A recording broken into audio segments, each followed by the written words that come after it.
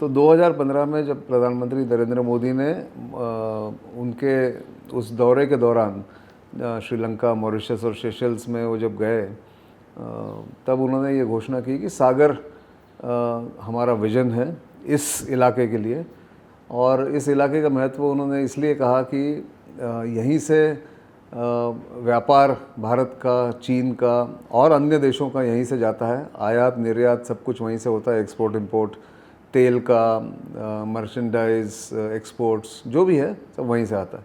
तो इसको खुला और आज़ाद रखना किसी एक के कंट्रोल से ये बहुत ज़रूरी, किसी एक देश के कंट्रोल से ये बहुत ज़रूरी है। और इसके लिए security and growth for all in the region, ये जो उन्होंने कहा।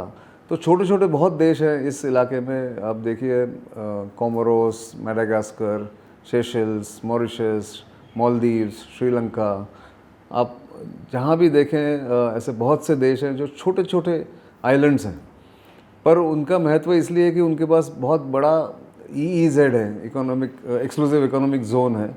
और क्लाइमेट चेंज के कारण, पायरेसी के कारण, इलीगल फिशिंग के कारण इस समुद्र में, इस महासागर में काफ़ी समस्याएं बढ़ने लग गई हैं।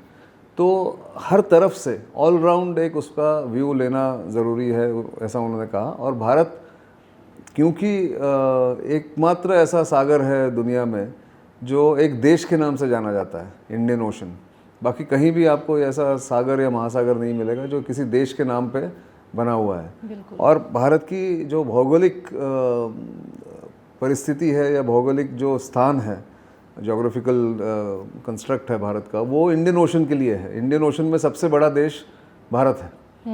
तो इसलिए ये भारत की जिम्मेदारी बनती है कि इन देशों को हम मदद करें अलग अलग तरह से।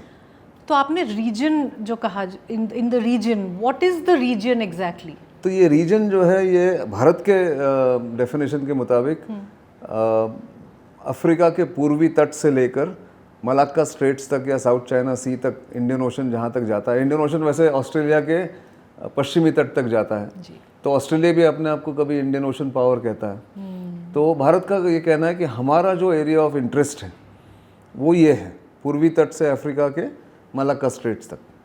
तो इस एरिया में जो भी समस्याएं आती हैं, जो भी चैलेंजेस हैं, चुनौतियां हैं, उनको उसका सामना करने के लिए हम सब ने मिलकर एक साथ काम करना होगा। और उसके लिए भारत तैयार है कि हम इसमें एक नेतृत्व करें, एक लीड लें। और इसी के कारण ये विजन बना था 2015।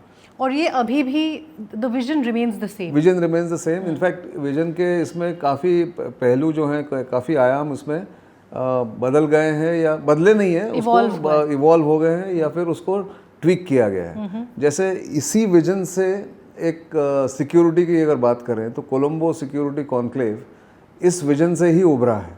अच्छा। जिसमें 5 पिलर्स उन्होंने कहे हैं कि हम इसके ऊपर ध्यान देंगे। अब कोलंबो सिक्योरिटी कॉन्क्लेव के सदस्य कौन हैं? फाउंडिंग सदस्य जो हैं वो है भारत, श्रीलंका और मालदीव्स। पर अभी पिछले 3 साल से इसमें अन्य देश भी जुड़ गए हैं, जिसमें मॉरिशस है, जिसमें अभी बांग्लादेश आने की बात है, और सेशल्स है। तो ये पूरे के पूरे जो literal Indian ocean literal state जिसको कहते हैं, वो इसमें आ चुके हैं। तो उसमें वो देखते हैं illegal fishing, piracy, climate change induced changes जो आते हैं वो, उन्होंने कहा है कि टेररिज्म, रूल्स बेस्ड ऑर्डर इस एरिया में, कि दूसरे कोई देश आके एक्स्ट्रा रीजनल पावर इसमें कंट्रोल करने की कोशिश न करें।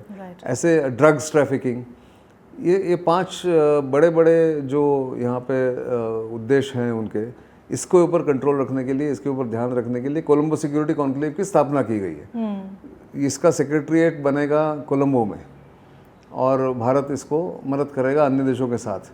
तो ऐसे उसमें से कुछ कुछ उभर के आए हैं नए नए organisations.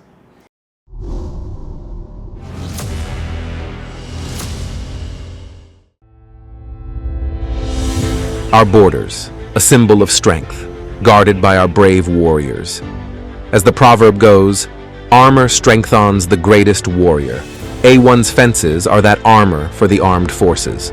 A1 Fence delivers quality in every inch. Products, services, and insights providing solutions, tackling every challenge in any terrain or condition.